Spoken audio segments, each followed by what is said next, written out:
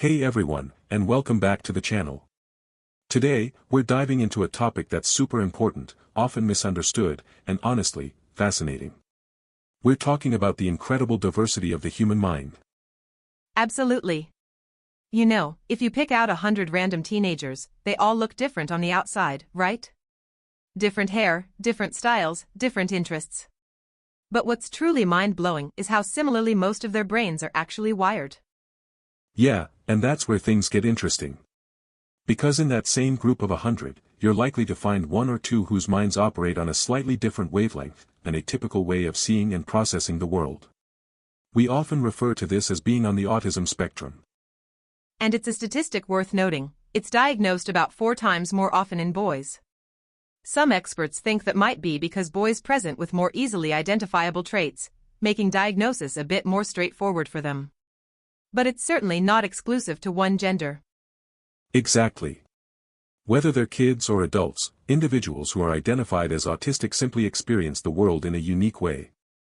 They're born with a brain that's wired differently, what we call neurodivergent traits, and that shapes everything from how they perceive information to how they interact socially. For many autistic children, their senses are incredibly refined, almost like a superpower. They pick up on details that most of us miss. And there's often this really deep, inherent drive to bring logic and order to their surroundings. You might also observe some repetitive behaviors, things that follow very specific, predictable patterns. And yes, sometimes they might seem a bit more reserved in social situations, or perhaps avoid direct eye contact, which can be easily misinterpreted. And here's the crucial part: autism isn't a disease. You can't catch it, and you certainly can't cure it. It's simply a part of who someone is. Our brains are all wonderfully unique, and there's an endless spectrum of nuances in their architecture. That's why we call it the autism spectrum. Right. Think of it like a rainbow, with different shades and intensities. On one end, you have what's often referred to as high-functioning autism, or what people used to call Asperger's syndrome. These individuals are often incredibly intelligent, with intense abilities and interests in very specific areas. They might be absolute whizzes in a particular subject, like maths or history. Then, in the middle of the spectrum, you'll find individuals with average intelligence who might encounter some specific challenges with learning new things in a traditional school setting. They might just need different approaches or support to thrive. And at the far end, there are children who face more severe learning disabilities. They might require significant support in their daily lives, perhaps with communication or self-care, to navigate the world. It really is that broad. To help us really grasp what living with a neurodivergent mind can be like, let's meet a young boy named Timo. His story really brings these concepts to life.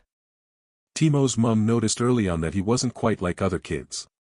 He'd often avoid eye contact, which many parents find disarming. And if she tried to give him a hug, something most moms love, he'd frequently get quite upset. He rarely returned smiles, and trying to get him to play with other children often ended in a full-blown tantrum. It wasn't until he was past 4 years old and still wasn't speaking more than 2 or 3 words at a time that his mom really suspected something wasn't quite right.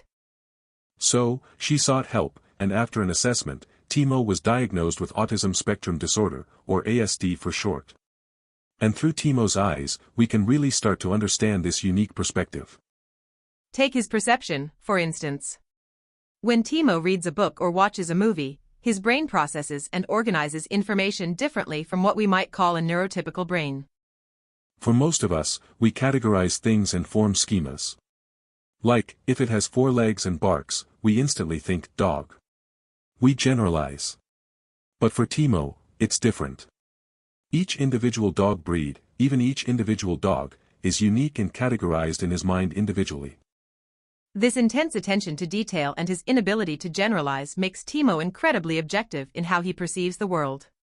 He's less prone to our everyday framing biases. Which, in many ways, is a huge strength. Absolutely. But on the flip side, it also makes navigating new experiences incredibly complex for him. Imagine having to process every single detail of every new situation. It's why he finds comfort in a rigid daily routine. It helps limit the amount of new, overwhelming sensory input he receives. Timo is also highly sensitive. His brain acts like an amplifier, taking whatever sensory input it perceives and turning up the volume.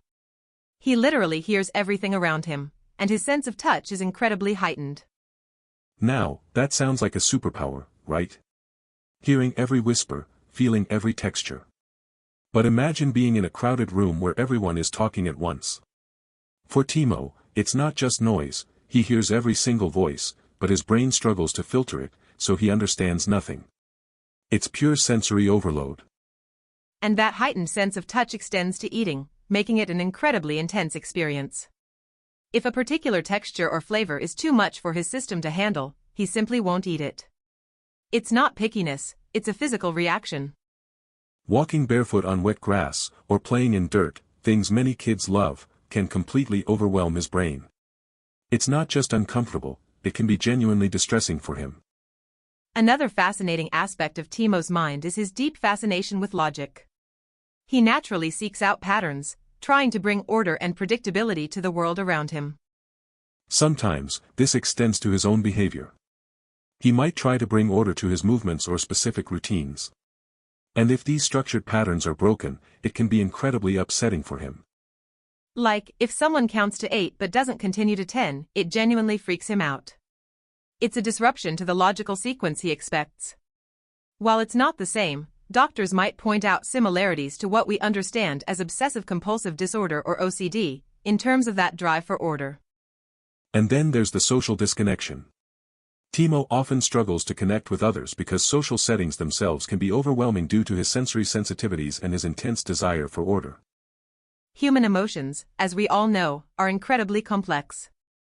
They don't follow neat, predictable patterns, and for Timo, this can make social interactions very difficult.